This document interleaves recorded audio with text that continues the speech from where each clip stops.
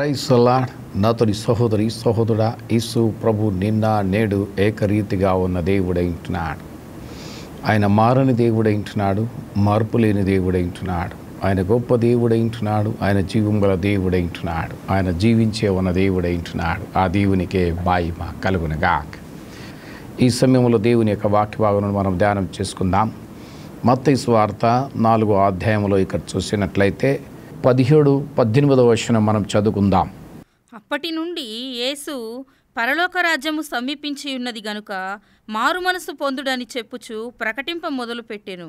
యేసు గలిలయ సముద్ర తీరమున నడుచుచుండగా పేతురనబడిన సీమోను అతని సహోదరుడైన ఆంద్రయ్య అను ఇద్దరు సహోదరులు సముద్రములో వలవేయుట చూచెను. వారు జాలరులు. పరలోక రాజ్యం సమీపించింది గనక మారు మనసు పొందుడి అని చెప్పుచు ప్రకటింప మొదలుపెట్టినని ఇక్కడ చూస్తూ ఉంటున్నా. ఈ రోజుల్లో కూడా చూసినట్లయితే మారు మనసు పొందుడి అంటే ఎవరికి అర్థం కావట్లా. ఏం మారాలా? మనస్సు మారాల, హృదయం మారాల, ఆలోచన విధానం మారాల. ఎట్లా మారాలా? లోక తలంపులు, లోక ఆలోచనలన్నీ విడిచిపెట్టి వాక్యములాగా మారాలి, యేసులాగా మారాలి.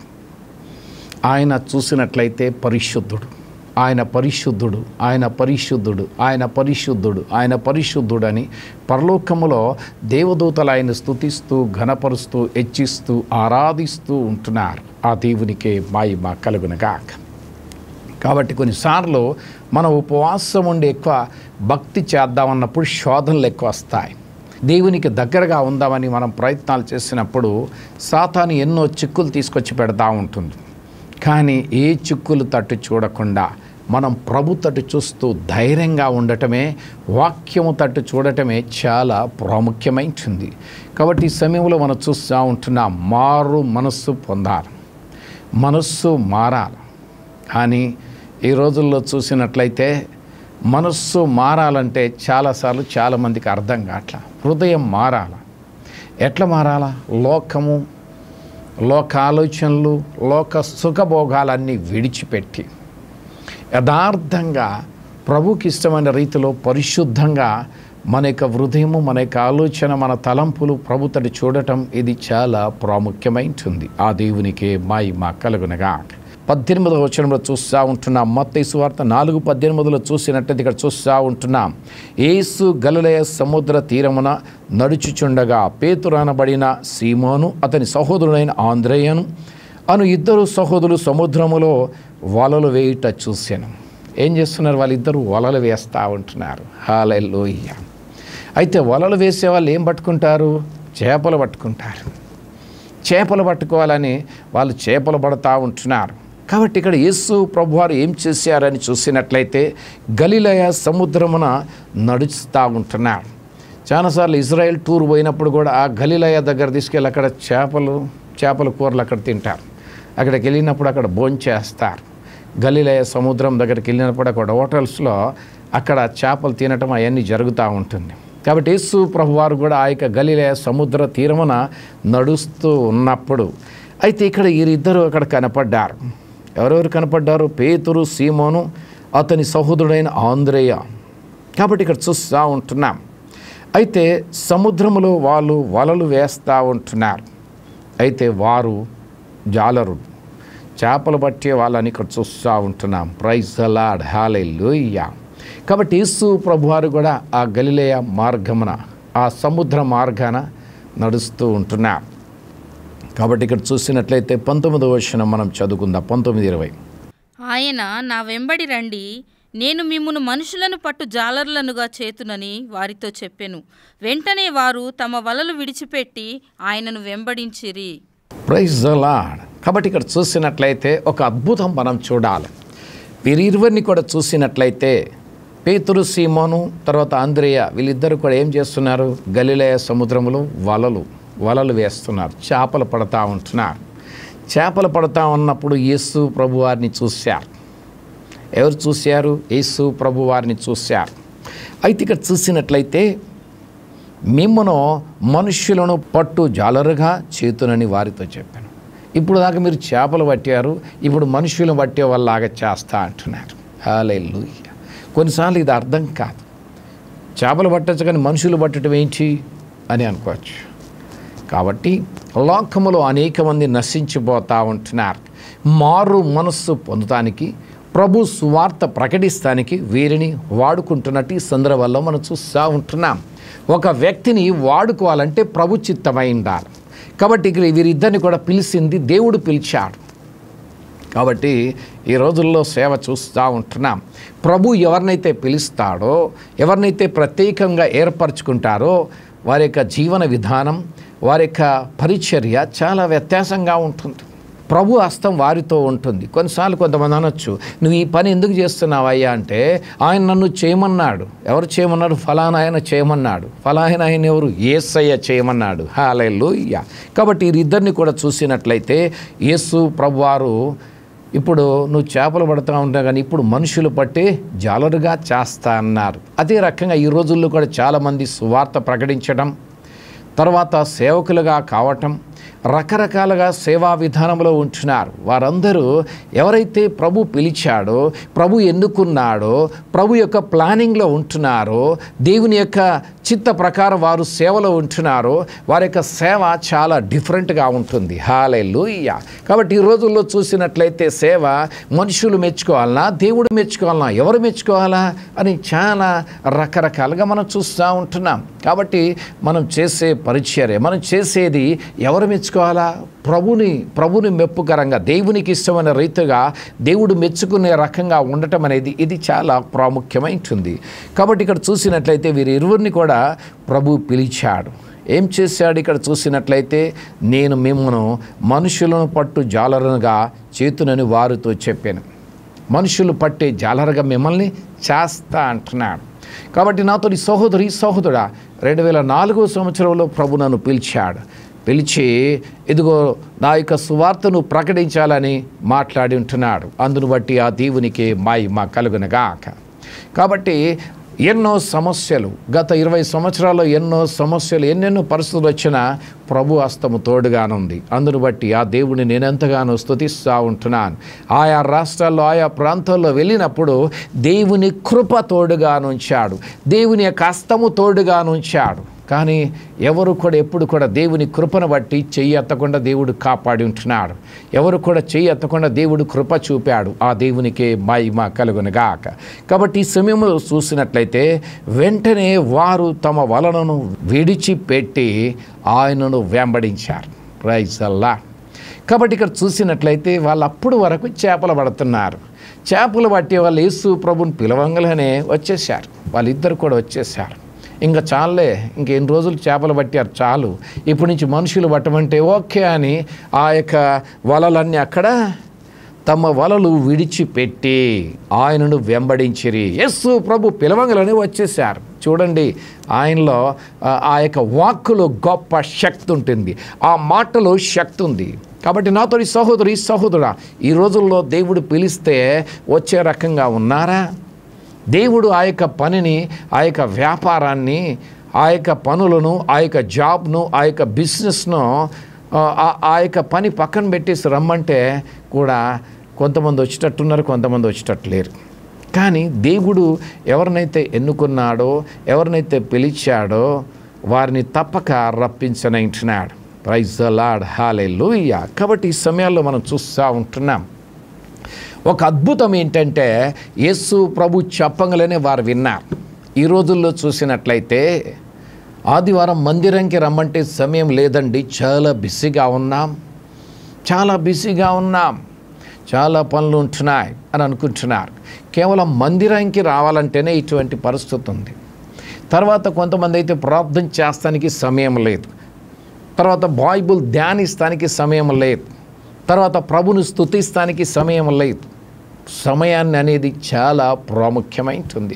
సమయాన్ని ఎప్పుడైతే మనం ప్రభు కేటాయిస్తామో ప్రభు మనతో ఉంటాడు, మనలో ఉంటాడు. ఆ దేవునికే మహిమ కలుగునుగాక. కాబట్టి గొప్ప గొప్ప భక్తులు మనం చూస్తూ ఉంటున్నాం. కనీసం రోజుకి 3 నుంచి 7 గంటలు ప్రభుతో గడిపేవాళ్ళు. 3 నుంచి 5 నుంచి 6, 7 గంటలు దేవునితో సహవాసం ఉంచేవాళ్ళు. Praise the Lord. హల్లెలూయా. ఈ రోజుల్లో ఇటువంటి భక్తి ఉందా? అని చూసినట్టు చాలా తక్కువైపోయింది. లేదని మనం చెప్పలేం, ఉంది కానీ చాలా కొదువైపోయింది, తక్కువైపోయింది. కాబట్టి ఈ రోజుల్లో చూసినట్టయితే ప్రభు పిలిచినప్పుడు విధేయత కలిగి రావటమే చాలా ప్రాముఖ్యమైంటుంది. చూసినట్లయితే సౌలు పౌలుగా ఏ రకంగా మారాడు అని కొన్ని మాటలు చూద్దాం. అయితే చూసినట్లయితే అపుస్తుల కార్యములు 9వ అధ్యాయం. అయితే ఇక్కడ సౌలు యేసు ప్రభువారికి విరోధంగా ఎన్నెన్నో కార్యాలు చేశాడు. అంతవరకు ఎంతోమందిని గాయపరిచాడు, ఎన్నెన్నో హత్యలు చేసినట్లు ఇక్కడ చూస్తూ ఉంటున్నాం. కానీ యేసు ప్రభువారు ఆయన్ని పిలిచాడు. ఎవరిని పిలిచాడు? సౌలును పిలిచాడు. సౌలును పిలిచి ఏం చేశాడు అని ఈ సందర్భంలో కొన్ని మాటలు చూద్దాం. అపోస్తుల కార్యం 9వ అధ్యాయం 3, 4, 5 వచనం చదువుకుందాం. అతడు ప్రయాణము చేయుచు దమస్కు దగ్గరకు వచ్చినప్పుడు అకస్మాత్తుగా ఆకాశము నుండి ఒక వెలుగు అతని చుట్టూ ప్రకాశించెను. అప్పుడు అతడు నేల మీద పడి, సౌలా సౌలా, నీవెలా నన్ను హింసించుచున్నావని తనతో ఒక స్వరము పలుకుట వినెను. ప్రభువా, నీవెవడవని అతడు అడుగగా ఆయన, నేను నీవు హింసించుచున్న యేసును. పేతురు, సీమోను, అతని సహోదరుడైన ఆంద్రేయును అక్కడ ప్రభు పిలిచాడు. ఇక్కడ సౌలును పిలుస్తూ ఉంటున్నాడు. పిలిచినప్పుడు ఎక్కడి నుంచి అని చూసినట్లయితే ఇక్కడ చూస్తూ ఉంటున్నాం. అకస్మాత్తుగా ఆకాశము నుంచి ఒక వెలుగు వచ్చేసింది. ఎక్కడి నుంచి? ఇక్కడి నుంచి లైట్ కాదు, టార్చ్ లైట్ కాదు, ఈ లైట్ ఆ లైట్ ఫోకస్ లైట్ కాదు, ఆకాశము నుంచి అకస్మాత్తుగా ఆకాశము నుంచి ఒక వెలుగు అతని చుట్టూ ప్రకాశించను. దాన్ని ఎవరు ఆపలేరు. ఆ లైట్ ఈ లైట్ అంటే ఏదో కరెంటు ట్రాన్స్ఫరం, అది ఇది స్విచ్ బటను మెయిన్ బంద్ చేయొచ్చు. కానీ ఆ రకం కాదు, అది ఆకాశము నుంచి వెలుగు వచ్చేసింది. సౌలుపై అక్కడ ప్రకాశించినట్టు చూస్తూ ఉంటున్నాం. అతని చుట్టూ కమ్మినట్టు చూస్తూ ఉంటున్నాం. దేవుడు ఒక్కొక్కరిని ఎన్నుకునే విధానంలో చాలా డిఫరెంట్గా ఉంటుంది. కానీ ఈ రోజుల్లో కూడా ప్రభు చాలామందిని ఎన్నుకుంటూ ఉంటున్నాడు. చాలామందిని జాబ్ చేసేవారిని ఎన్నుకుంటూ ఉంటున్నాడు. చాలామందిని వ్యాపారం చేసేవారిని ఎన్నుకుంటూ ఉంటున్నారు. చాలామందిని రకరకాలుగా ఆఫీస్లో పనిచేసేవారిని ప్రభు పిలుస్తూ ఉంటున్నాడు. కానీ ఆయనకు పిలుపుకి లోబడి ఆయనకి ఇష్టమైన రీతిలో పరిచర్య చేయటమే ఇది గొప్ప ధన్యత ఉంటుంది. ఈ లోకంలో జాబ్ చేయొచ్చు, కానీ 58, 60 సంవత్సరాలకు రిటైర్మెంట్, నువ్వు పనికిరావు వెళ్ళిపో అంటది. అప్పుడు ఇంక అందరూ పనికి రావన్నప్పుడు, అందరూ కూడా వద్దులే రిటైర్మెంట్ అయిపోయిందన్నప్పుడు ఏం చేయాలా? టైంపాస్ కాక కొంతమంది దేవుని సేవ చేద్దాం, అప్పుడు బైబిల్ పట్టుకొని వెళ్దాం అనుకుంటారు. కానీ దేవుడు పిలిచినప్పుడు వెళ్ళటం మంచిదా?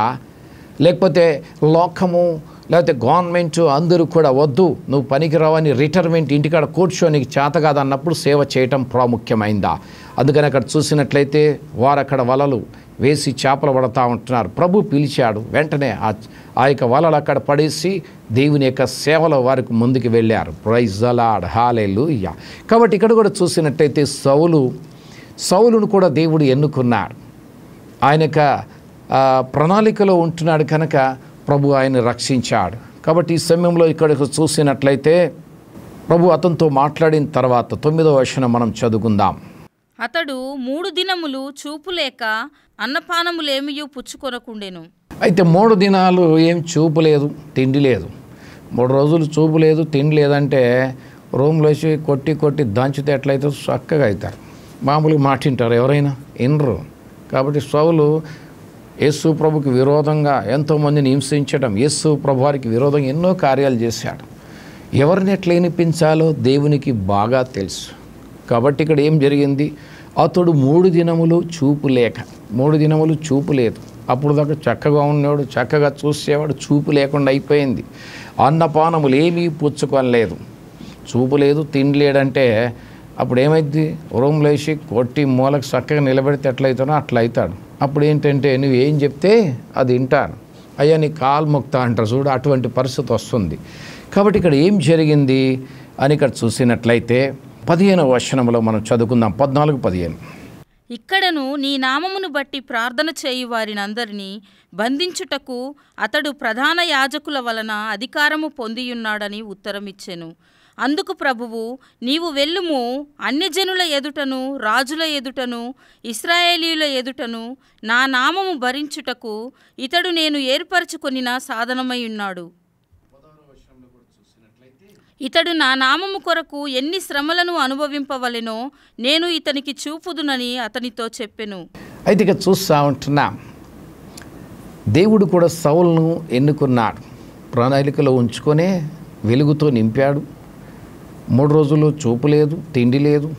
అప్పుడు మళ్ళీ ఏం చెప్పాడు తర్వాత అంటే చూసినట్లయితే, నువ్వు వెళ్ళుము అన్ని జనుల ఎదుట, రాజుల ఎదుటను, ఇశ్రాయేలు ఎదుటను నా నామం భరించుట నేను ఏర్పరచుకునే సాధనమైంచిన. Praise the Lord, hallelujah. కాబట్టి నాతో సహోదరి సహోదరుడా, దేవుడు ఈ రకంగా ఏర్పరచుకున్నాడు. అక్కడ చూసినట్లయితే వారిద్దరిని ఏర్పరచుకున్నారు, ఇక్కడ కూడా ఈయన కూడా ఏర్పరచుకున్నాడు. ఈ సమయంలో నాతో సహోదరి సహోదరుడా, ప్రభు నీతో కలల ద్వారా మాట్లాడుతున్నాడా, దర్శనం ద్వారా మాట్లాడుతున్నాడా, వాక్కు ద్వారా మాట్లాడుతున్నాడా, దేవుని యొక్క సేవ గురించి, దేవుని యొక్క పిలుపు నీతో మాట్లాడుతూ ఉంటే విధేయత కలిగి జీవించు. నీ బ్రతుకులో గొప్ప మేలులు నువ్వు చూడనంటున్నా. దేవుని మాట వినకుండా ఎవరైనా బాగుపడ్డారంటే లోకంలో ఎవరు బాగుపడలేదు, అంత నష్టపోయిన వాళ్ళే ఉన్నారు. కానీ దేవుని మాట విని విధేయత కలిగి ఉన్నప్పుడు దేవుని హస్తం వారికి తోడుగా ఉంటుంది, దేవుని దయ వారికి తోడుగా ఉంటుంది, దేవుని కృప తోడుగా ఉంటుంది. కాబట్టి వాక్యభాగాలు చూస్తూ ఉంటున్నాం, మనుష్యుల దయను దేవుని దయ అందును. కాబట్టి దేవుని యొక్క కృప తోడుగానుంటే అన్ని విధాలుగా సహాయము దేవుడే చేయనంటున్నాడు. కాబట్టి ఈ సమయంలో నాతో సహోదరి సహోదరుడా, వాక్యం వింటున్న ప్రభు మీతో మాట్లాడుతూ ఉంటున్నాడు. దేవుడు నీతో మాట్లాడుతూ ఉంటే నువ్వు చేసే పనుల్లో నుంచి సువార్త ప్రకటించే భారాన్ని దేవుడు నీకు ఇస్తే నువ్వు ఆ పని చేయి. లేకపోతే నువ్వే పని చేసినా నీ బ్రతుకంతా సున్నా అయిపోతుంది. జాబ్ చేసినా జాబ్లో నువ్వు ఫెయిల్ అవుతావు, వ్యాపారం చేసే వ్యాపారంలో ఫెయిల్ అవుతావు, వ్యవసాయం చేసే వ్యవసాయంలో ఫెయిల్ అవుతావు, అన్నిట్లో ఫెయిల్ అవుతావు. ఇది రాసి పెట్టుకో. ఎందుకంటే పరలోకమందున్న ఆ దేవుని యొక్క ఉద్దేశ్యము ఆయన తప్పక నెరవేర్చనంటున్నాడు. ఆ దేవునికి మహిమ కలుగునుగాక. కాబట్టి వాస్తవంగా చాలా పెద్దలు చెప్తారు కదా, నీళ్ళు పల్లానికి వెళ్తూ ఉంటాయి, మెరకెళ్ళాలంటే వెళ్తాయా? అది అయ్యే పని కాదు. ఇది కూడా అంతే, దేవునికి విరోధంగా. అందుకని వాక్య భాగాలు చూస్తూ ఉంటున్నాం, ఆయనకి విరోధమైన ఏ ఆయుధము వర్ధిల్లదు. కాబట్టి ప్రభు నీతో మాట్లాడుతూ ఉంటే నువ్వు లోపడు, దేవుని యొక్క సువార్తను నువ్వు పాలుపొందు, మీ సంఘములో సువార్త ప్రకటించు, మీ సంఘములో సువార్తకి సహకరించు, సువార్త వెళ్ళే వారిని నువ్వు పంపించు. లేకపోతే నువ్వు చేయగలిగిన శక్తిని బలాన్ని దేవుడు నీకు ఎంత ఇచ్చాడో, జ్ఞానాన్ని ఇచ్చాడో, దేవుని యొక్క సేవలో నువ్వు వాడబడు. లేనట్లయితే నువ్వు ఎక్కడికి వెళ్ళినా నువ్వు ఫెయిల్ అవుతావు. జాగ్రత్త. వాళ్ళు కూడా ఏం చేశారు, వాళ్ళు విడిచిపెట్టమంటే వెంటనే విడిచిపెట్టారు. ఈయన కూడా ఏం చేశాడు, వెంటనే దేవుని సన్నిధిలో లోపడ్డాడు. అప్పుడు ఆశీర్వాదాన్ని చూడగలిగారు. ఆ దేవునికే మహిమ కలుగునుగాక. ఈ సమయంలో నువ్వు కూడా దేవుని యొక్క మాటకు విధేయత చూపించు. ప్రభు నిన్ను 30 60 100 ప్రభు నిన్ను దీవించనంటున్నాడు. లేకపోతే చాలా ఇబ్బందులు పాలవుతావు. జాగ్రత్త. నాతో సహోదరి సహోదరుడా, ప్రార్థించు కనిపెట్టు. దేవుని యొక్క ఉద్దేశాన్ని, దేవుని యొక్క చిత్తాన్ని నువ్వు కనుగొను. ప్రభుకి ఇష్టమైన రీతిలో జీవించు. ప్రభు నిన్ను సమృద్ధిగా దీవించునుగాక. ఆమేన్.